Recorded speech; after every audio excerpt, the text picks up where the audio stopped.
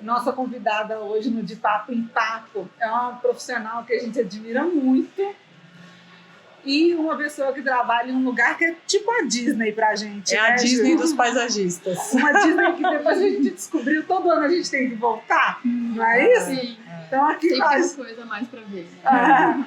Maria Angélica Toledo, engenheira florestal, coordenadora do Centro de Biodiversidade da Mata Atlântica do Legado das Águas. Só nesse nome aí já tem muita história. Coisa, já é história, né? Vamos, é o nosso ponto de partida. Vamos começar por aí? Vamos lá. Obrigada, meninas. Bom dia. Então, eu venho lá do Legado das Águas, né? Uma reserva privada de Mata Atlântica, né? Uma reserva da Reservas Votorantim, né? Quem administra ali os territórios é a Reservas Votorantim, uma empresa do portfólio uma das empresas do portfólio da Votorantim, que tem esse intuito de trabalhar, né, de uma forma diferenciada com negócios da economia verde, né? O Legado das Águas não é o único dos legados, né? A gente tem outros legados, o Legado Verde do Cerrado, enfim, que tem esse olhar, né, para trabalhar com os territórios de uma forma diferente, fazendo um uso múltiplo do território, o negócio da economia verde, trazendo algo diferencial, né, que a gente está vendo cada vez ser mais necessário aí, o que está acontecendo no mundo, enfim. Então, esse é o nosso negócio. No Centro de Biodiversidade, fala um pouquinho sobre isso, assim, porque é um trabalho mais amplo que vocês fazem, né? Eu lembro quando a gente esteve lá que você explicou por que vocês, inclusive, não se nomeiam um viveiro. Sim. Né? Sim. Um produtor. O que acontece num centro de biodiversidade, para quem não conhece. Sim. Pois é, eu como profissional da área, né, como florestal, assim, eu realmente nunca tinha conhecido um local, né, que produzisse plantas, né, que fosse um viveiro, que até então a gente achava, né, um viveiro, mas que tivesse o que a gente tem lá no Centro de Biodiversidade. E realmente acaba trazendo, né, para perto, né, para a sociedade, para a possibilidade de se produzir, levar para fora da floresta, tudo que tem dentro de uma floresta, né? Então, tudo que tem na parte verde, né, vamos também extrapolar aí nosso potencial, embora o próprio legado mostre isso tudo, mas nosso potencial ali de levar tudo que a gente tem de biodiversidade da flora, trazendo isso para o nosso dia a dia. A equipe entende, né, o olhar sobre isso dentro da floresta, como achar isso, quais são os diversos estratos diferentes da floresta, né? Então, enquanto outros viveiros comuns normalmente ou produzem só as arbóreas, ou só as arbustivas, ou só as herbáceas, enfim, porque acaba sendo mais prático, né? A gente não tem como virar, assim, as costas para tanto de possibilidades de biodiversidade que tem lá dentro do legado, e aí por isso o centro realmente ele olha para a floresta tentando pensar no que a gente consegue dali da floresta levar para a sociedade, para a população, para o conhecimento das pessoas, né? Assim, a gente tem uma infinidade de espécies, a gente com certeza não está longe de achar tudo que tem lá ainda, né? Então, assim, vocês acabam tendo que se especializar Sim. em tudo ali, né? Vamos, sim, sendo honesta, né? Vamos lá, porque acho que profissionalmente, né, quem trabalha com planta sabe disso. Porque é bastante impossível você consegue ir ao fundo, né? Em cada grupo vegetal, em cada família. Ainda mais uma Mata Atlântica, que é tão diversa. Que é um dos biomas mais diversos do planeta, né? E realmente, assim, nesse intuito de trazer para a produção todos esses grupos vegetais, todas essas famílias, enfim, o que a gente conseguir, a gente, claro, que tem que se especializar minimamente, né, para os cuidados, para a forma reprodutiva, para como a gente quer obter ali os indivíduos de cada uma dessas espécies, dessas famílias, né? Isso dá um trabalhão, né, um conhecimento de muito tempo da equipe, das pessoas envolvidas ali, um conhecimento local também, né? Porque eles falam, nossa, mas isso é um conhecimento técnico, científico, que você vai achar nos livros? Assim, não necessariamente, né? Porque quando a gente fala das plantas e dos biomas, uma espécie que aqui, de repente, está frutificando, está florindo de uma certa forma, numa certa época, ela vai ali para um próximo densa, lá para a nossa região, ela dá uma mudada, ela já tem um outro comportamento. E isso, assim, é o olhar atento da equipe, né, o tempo todo, para olhar para isso, olhar para a floresta, conseguir identificar esses momentos, identificar que de repente aquela planta eu não coleto ela nesse momento, eu tenho que esperar um pouquinho mais. Então, E é uma equipe super, porque na verdade das pessoas que eu conheci da sua equipe, né, o pessoal, a maioria mora por ali, né, e já vive isso, já tem essa experiência de estar vivendo dentro da floresta há muito tempo, né, então é isso que você falou, dá para ver que a experiência deles de estar vivendo a floresta, eles sabem muito tecnicamente, não só porque estão lá estudando em livro, mas porque eles estão vivendo a floresta, né. Exato, as pessoas são dali, né, acho que esse é um aspecto muito legal de falar do legado das águas como um todo, independente de ser no centro de biodiversidade, porque a gente tem esse contexto de que as pessoas que estão lá com a gente, né, são locais, e esse é um dos pontos no desenvolvimento também dessa questão de trazer uma economia diferente, verde, que olha para o entorno, olha para o social, olha para o local, não só também para ativos da sustentabilidade, enfim, quando a gente trabalha no mercado, mas trabalha com a população, comunidade também. também.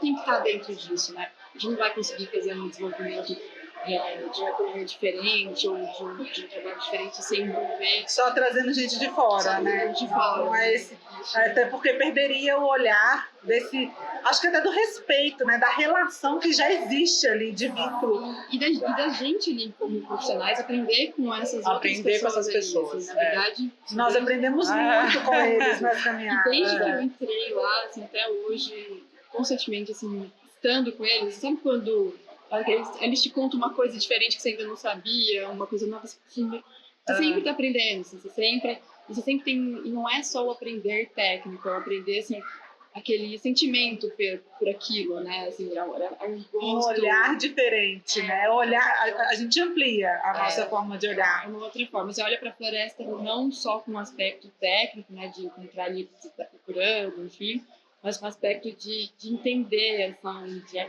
de entrar dentro dela mesmo, de deixar ter essa troca, sabe? Maria Angélica, Entrar fazendo falando parte, isso, né? Como que você entra numa floresta fazendo parte dela e não olhando de fora, né? Porque a desconexão é essa, eu tô entrando aqui num lugar e tô olhando de fora. Não, mas como que eu vi que eles e você e todo mundo lá, é isso, né? A gente entra na floresta e a gente passa a pertencer àquele ambiente todo. Somos parte mesmo, né? e eu acho que isso é uma das coisas que faz a nossa experiência com vocês e essas que a gente tem feito nessa linha de imersão, de levar os paisagistas para dentro da floresta, do bioma. Isso, a gente também vive isso na prática, porque é muito diferente. Você pode ir estudar planta na sala de aula, você pode Nos livros, em um viveiro, conhecer a produção. Quando você vai ali para o ambiente, quando você vai entender aquilo e observar o que está acontecendo, quais os elementos que estão fazendo aquela planta estar daquela forma naquele momento, há quanto tempo ela está ali, isso te abre um campo que, na hora que você vai fazer o seu projeto, você tem um entendimento muito maior, né? Você tem um entendimento muito maior. Então, acho que isso é uma coisa que o legado proporcionou para a gente, né? Tem proporcionado. Relação, né? Não, mas aqui eu tenho fibra, e o pé dele eu sei que vem outro, normalmente, e que o quanto ele vai sombrear, não vai sombrear o que está embaixo. Eu acho, Cris, que também não é só necessariamente do que o paisagista vai poder, porque nessas imersões, nessas visitas, muitas vezes a gente vai pensando assim, nossa, deixa eu descobrir plantas novas para eu usar no meu projeto. Não necessariamente, quando a gente faz imersões nos biomas, no Cerrado, na Mata Atlântica, que a gente tem feito, não necessariamente também você vai sair de lá com um cardápio, sei lá, de novas plantas para aplicar no meu projeto, porque não é sobre isso. Às vezes também só a inspiração, só você entender o bioma, saber como funciona e passar isso, né? Passar a respeitar de um outro lugar, mas principalmente também para a gente profissional que desenha, que cria paisagem, como que a gente se inspira na natureza, né? E aí vem tudo depois, que a gente já vai conversar aqui. Sim. Já que a gente está falando de floresta e de natureza, da importância da gente estar lá dentro, isso aqui é um assunto que assim, eu estou doida para discutir nesse aspecto. Você acabou de voltar de um congresso sobre restauração. E é um tema muito mais amplo que o paisagismo, mas um tema importante para o paisagismo e que a gente tem muito a aprender, inclusive a contribuir. né? O que tem de novo? É o Congresso Brasileiro de Restauração Ecológica. Pois é, então, a gente acabou de voltar da Sobre, né, que é o maior congresso de restauração ecológica que tem no país, e ele mostra, né, claramente aquilo que a gente está precisando, o mundo está precisando, né, ele vem ali para trazer, né, todas as necessidades do que a gente vai fazer para recuperar as nossas florestas, né, assim, a gente tem metas aí, né, de 12 milhões de hectares de recuperação de florestas, que a gente precisa se mexer para atingir, né? O Brasil, apesar de ter todo esse tamanho de todos esses biomas, todo esse tamanho de área, de florestas, ele ainda tem, né, muitos gargalos a serem superados, né, em relação a como a gente vai se estruturar, porque restaurar a floresta não é só ir lá e restaurar e pronto, né? Tem toda uma questão não só técnica sobre isso, mas como a cadeia da restauração vai conseguir superar esses desafios, que um deles, inclusive, é o de viveiros, né? Minha preocupação é essa, né? Pra gente levantar tanta floresta, quem vai produzir tanta muda? Pois é, haja viveiro, né? Haja muda, haja semente, haja conhecimento local, haja comunidades e pessoas envolvidas com a floresta, investimento.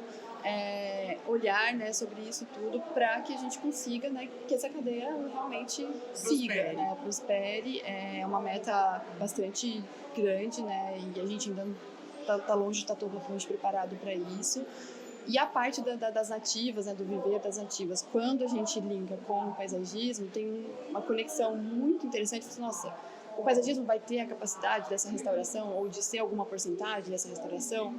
Claro que assim, se a gente for pensar em milhões de hectares aí, né, e o que o paisagismo, em termos de área em geral, vai trabalhar, assim, não são quantitativos que se equiparam do que essa meta da restauração. O paisagista e o paisagismo, ele tem essa função e essa possibilidade de trazer para a sociedade a importância daquilo. Nossa, eu estou trabalhando aqui, eu tenho aqui no meu jardim, no meu condomínio, no shopping próximo a mim, aqui uma área das nativas e que estão nas nossas florestas e que precisam estar e precisam cada vez mais estar, né? E que a gente precisa estar com essas plantas aqui. E fora que acho que o paisagismo ele tem essa possibilidade de colocar para dentro da cadeia também, né, as nativas, né, as ornamentais nativas, com finalidade de paisagismo, no intuito de contribuir com essa cadeia das nativas, né? Então, o viveiro estimular a produção, né? Porque um viveiro de nativas, ele normalmente acaba ele tem uma época do ano que ele consegue trabalhar maior, que as plantas saem mais, né, por conta da restauração, que é a época das chuvas, que é quando normalmente a restauração florestal acontece em maior escala, né, o pessoal sai correndo plantar porque está chovendo, e aí depois às vezes os viveiros, dependendo dos viveiros, o tamanho dos viveiros, eles ficam ali, né, meio stand-by, com um ano meio complicado, passando ociosos, e a gente precisa de planta. E o paisagismo tem todo esse potencial de absorver durante o ano todo, né, plantas aí nativas, ornamentais, e que vão contribuir também nessa cadeia, né, além de promover, de levar para frente, né, tudo que a gente tem. E eu tenho um pensamento também com relação ao paisagismo, que é assim, a gente está, na maioria das vezes, trabalhando nas cidades, como você falou, né? Mas a gente também vai estar contribuindo, por exemplo, com a fauna. Então, assim, quanto mais nativo a gente colocar nos nossos projetos, por menor que seja o espaço, a gente vai estar dando espaço para o polinizador, para o passarinho, para isso ser levado, né, para contribuir com a floresta em pé, mesmo com pequenos jardins na cidade. Então, realmente mudou muito minha cabeça naquele dia que eu tive o start de conhecer o legado das águas e entender como que o meu trabalho como profissional pode ajudar com a floresta em pé, porque não necessariamente para eu ajudar com a floresta em pé eu tenho que estar trabalhando na floresta, né? Sim. E aí eu falei, não, eu estou trabalhando na cidade, mas eu estou levando a mensagem para um monte de gente, até para o meu cliente, para o netinho da minha cliente que vai lá, tá mexendo, vivendo o jardim, e para quem tá na cidade, vivendo a cidade e tudo. Então, eu acho que eu tenho esse pensamento, assim, que não interessa a quantidade, como você falou, quanto que a porcentagem do trabalho do paisagista vai ajudar a recuperar a floresta. Sim, uma coisa é recuperar plantando árvore na cidade, outra coisa é recuperar nesse lugar de consciência coletiva, de levar a mensagem. Eu acho que a gente está num momento que isso é muito importante, E o paisagista, ele tem esse papel. Eu falo muito com a turma da comunidade, assim, se a gente usar bem a nossa voz, se a gente se unir e trabalhar isso de uma forma organizada, eu enxergo que daqui em 2050 a gente vai estar em outro momento, com certeza, e se sentindo parte desse momento. Sim. Isso é muito gostoso, né? Porque as pessoas têm que conhecer. Sem o conhecimento, na ignorância, a gente não toma decisão. A gente vai perdendo, a gente vai perdendo. Continua fazendo escolhas ruins, né? Sim. Então, acho que é um pouco disso. A gente está vindo de um momento que escolhas equivocadas foram acumuladas e chegamos aqui onde estamos.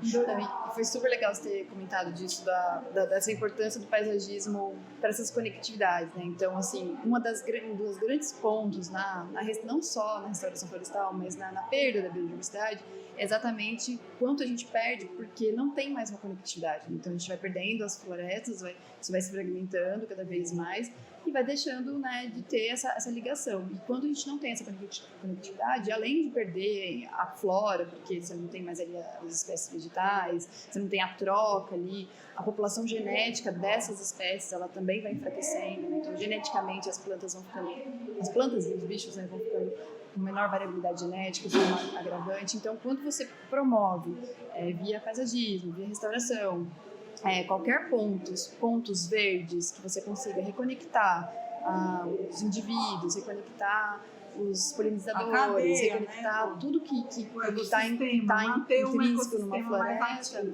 Você faz uma troca, você acaba fazendo uma troca, né? E você acaba tendo maior possibilidade de manter, né, essa cadeia como um todo, esses indivíduos, essa diversidade genética, que é super importante. A gente está aí também em umas situações de mudanças climáticas e que, seríssimos, a gente está vendo aí os desastres absurdos e que vão ser cada vez mais constantes, e com esses desastres e com essas mudanças, estão prevendo já, né, dentro aí das pesquisas científicas, eles já preveem uma perda de biodiversidade imensa, porque as populações, as espécies, muitas não vão ser capazes de superar em tempo essa mudança, né? Então, tá aí o nosso papel, né, de novo, em trazer, né, de todas as formas possíveis, reconectar as pessoas, reconectar a sociedade, de todas as formas possíveis, para que a gente contenha isso, né, de alguma forma, né? Mas você saiu otimista do congresso? Saí porque, assim, é muito impactante, é muito regenerador, falando de regeneração, de restauração, é muito regenerador. Você tá lá a gente estava com mais de 1.000 profissionais, né, entre estudantes, acadêmicos. O poder da comunidade, do coletivo. Então a gente estava... Lá foi um local também que aconteceu o primeiro encontro de indígenas na restauração florestal também. Então, assim, eles estão querendo estar dentro disso, fazer parte disso, não como agentes só que vão ir lá restaurar a floresta, mas eles querem fazer parte da construção de qual é a forma de se fazer essa restauração, né?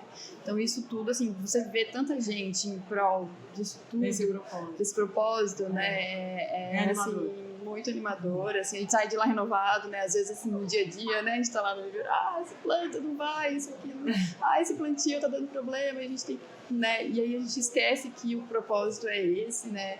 E ele é muito maior, a gente tem uma baita felicidade, né, de poder, assim, se unir com tantos profissionais e em prol disso levar isso para frente. É um trabalho lindo. Para a gente colocar isso em prática, a gente vai cair em vamos chamar de dilema, tá? Nossa, já até sei que você vai falar. Aquela assim, olha, mas eu quero colocar a planta nativa do meu produto. Já sei também o que ela vai falar. Mas não tem muda, Maria Angélica. Sim. Eu lembro quando a gente chegou lá na primeira vez, em 2022, né, nossa primeira visita, vocês já tinham uma produção bacana, em portes já para paisagismo inclusive, com portes grandes e tudo. E a gente saiu dali, eu lembro que já teve gente com lista, né, querendo... Vamos para a parte prática do dia a dia do paisagismo, né? Eu comecei o projeto, eu falei, eu vou encontrar no mercado disponível para poder projetar e prever isso.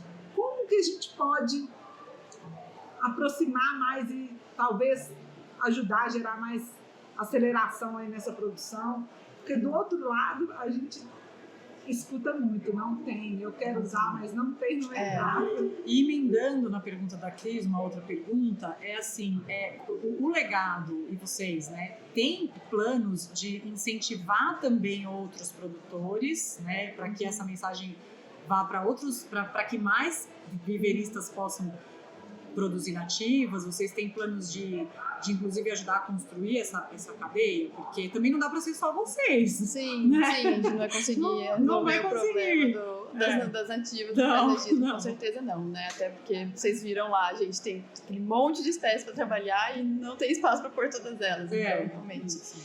Acho que daquela época, né, de 2022 para agora, assim, dá para dizer que a gente tá tendo um olhar um pouco mais criterioso mesmo de deixar ali no nosso portfólio espécies que a gente entenda que realmente tem um maior potencial e que para a gente poder, inclusive, atender com maior quantidade, né? Porque isso acho que é um ponto, né? Os projetos eles não vão conseguir trabalhar se a gente não tiver aí a disponibilidade acontecendo, né? Então a gente tem que ter esse olhar maior potencial paisagístico. Maior potencial paisagístico e de adaptação também, né?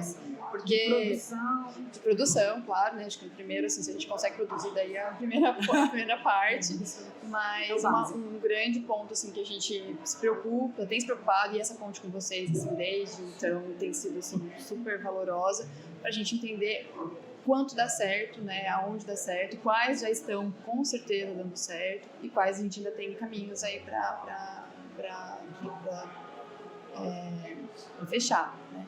E aí... Traz alguns exemplos aí do que vocês têm lá no portfólio. Por exemplo, hoje, assim, as espécies em geral, né, as cluses, caliandras, as espécies mais rústicas, né, que embora ali no Mombrófila dense tem muita umidade, nossa, tudo muito sensível, as plantas vão sofrer muito, mas a gente já tem espécies, tem claramente espécies aí que são mais rústicas, que ocorrem em locais mais rústicos e a gente consegue levar facilmente aí para os projetos, né, se adaptam em diversos climas. As quaresmeirinhas, enfim, e tal, Brené Johnson, e carqueja. A gente tem aquelas outras folhosas, né, as helicones em geral, que também traz uma diferença aí, que sempre é muito utilizado também, né, no paisagismo. Isso tudo assim a gente está seguindo de uma forma mais tranquila.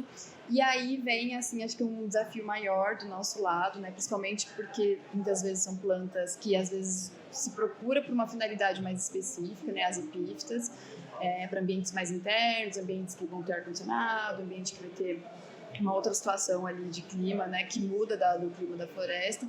E é muito radical, uma epífita sair de dentro de uma floresta e super úmida lá, com ar-condicionado, é muito radical. É muito radical, mas a gente sabe que é a realidade. A gente não quer ficar de fora dessa linha do paisagismo também. A gente tem, né, uma infinidade de espécies que podem ter esse potencial também, né? Então a gente está saindo, acho que no último ano, principalmente, assim, a nossa equipe tem voltado a olhar para essas epífitas, porque elas têm uma beleza, né, muito única. Elas não deixam nada a desejar para outras plantas que não são daqui ou de outros biomas, né? Às vezes trabalha com muitos filodendros, a gente sabe que tem os filodendros amazônicos e tudo mais, mas a gente tem os da Mata Atlântica, a gente precisa conhecer, entender onde ele vai melhor, né? Todas essas epífitas. E aí a gente tem se voltado mais nesses últimos tempos, assim, dentro dessas epífitas todas que a gente já sabe, que a gente já conhece, a gente já conseguiu dominar, viu que consegue reproduzir, como que a gente consegue colocar no paisagismo e de que forma, em que formatos, parede verde, em vaso, pendurada, como que a gente vai conseguir inserir essas plantas que tem beleza única também, assim, algumas de plantas ali que eu nunca vi nada parecido em outros locais, né, até agora. Então a gente fez um teste com vocês na última vez que a gente esteve lá, né, inclusive, sim, porque aquela parede verde foi um pouco de teste, não é isso? Era um teste até para nós, né? Exato. A ideia de fazer uma parede verde lá era testar as plantas, sim, em outra condição. Sim. Como é que tá indo? Tá indo bem, a parede tá super bonita, assim, foi muito legal porque deu para ver o potencial de algumas espécies que a gente não sabia, né? E depois disso, algumas delas, por exemplo, Nematanthus, que ela é linda, aquela folhagem arroxeada, maravilhosa, com uma florzinha delicada, linda, a gente viu que ela tem um baita potencial para parede verde, né? Tem outros peperômias que a gente tem, então a gente usou muito aquele antúrio celoviano, maravilhoso também. E tem as plantas que os paisagistas ficaram malucos, assim, então assim, também teve planta que vocês não imaginavam que poderia fazer tanto sucesso e que o nosso grupo... Até umas forrações bem difíceis. Que o nosso grupo trouxe para vocês. Nossa, eu quero, produz, eu vou usar. Teve isso também? Teve, cada visita que tem é sempre, né, um novo flash, né? Aí sai uma coisinha lá da mata e você, vamos dar um jeito de fazer isso aqui. Gente, você tá na beirada da cachoeira, como você vai pôr isso no paisagismo? O que você faz? Mas a gente, eu sempre tento captar muito esse olhar, né? Acho que a equipe como um todo sempre tenta captar muito esse olhar do que que a gente vê, né? O brilho do olhar do paisagista, de ver aquelas coisas. Não, e aí começa assim, né? A pessoa viu, já imaginou no projeto dela, ela começa a chamar todo mundo. Gente, olha isso aqui, vamos não sei onde. Aí eu vejo a Maria Eugénia e a equipe dela com o olho arregalado, assim, onde eu vou pôr isso? Como que eu vou fazer com isso? E a vontade imensa de atender, assim, porque não só por serem vocês, né, porque a gente sabe, mas para poder levar, né, porque o que a gente mais quer é isso, né, que a gente quer ver tudo que for possível, né, sendo levado e trazendo uma beleza, e as pessoas, a sociedade conhecendo, né, quantas pessoas não conhecem aí tudo que tem dentro de uma floresta, nunca tiveram a possibilidade de pisar numa floresta, numa trilha, e tá sendo perdido, né, assim, então é muito engrandecedor, assim, poder, né, fazer essa ponte, né. Mas a gente tem esses desafios enormes aí, sim, da escala, de estar disponível. A gente está fechando em breve, aí, se tudo der certo, né, 2 parcerias legais, que vai ficar mais fácil em São Paulo. Com produção? Com distribuição. No primeiro momento com distribuição, né, acho que esse é um ponto, né. Que bom.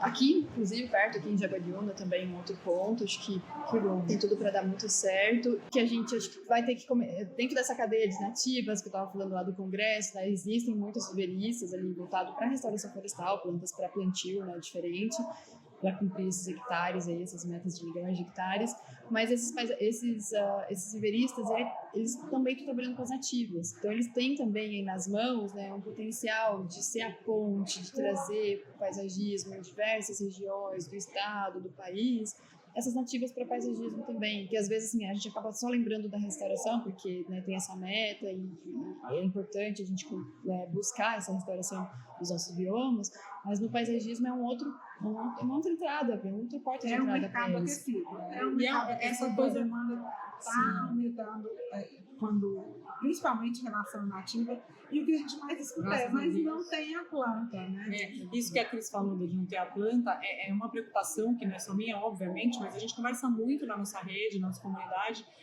disso, assim, nossa, se a gente olhar para frente, é desesperador pensar que a gente está especificando, que a gente está projetando, mas que lá na frente a gente não vai ter muda, e eu nem estou falando só de nativa, todo.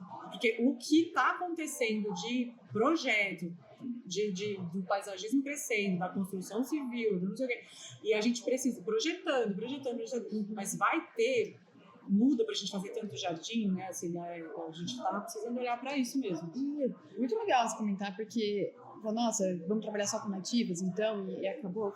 Não, olha, vai ter momentos e ambientes que, de repente, a gente, por enquanto, vamos continuar trabalhando com as exóticas. E as exóticas continuam sendo um potencial também para esses viveristas, para terem, de repente, mais um outro ponto ali de produção, não ter esse gargalo da época, né, da restauração, que ela tem um tempo correto e não sempre ocorre. E, enfim, então a gente tem... gente, trabalhar com exótica desde que tenha consciência, né? E saiba. Tem umas coisas que não dá para fazer, né?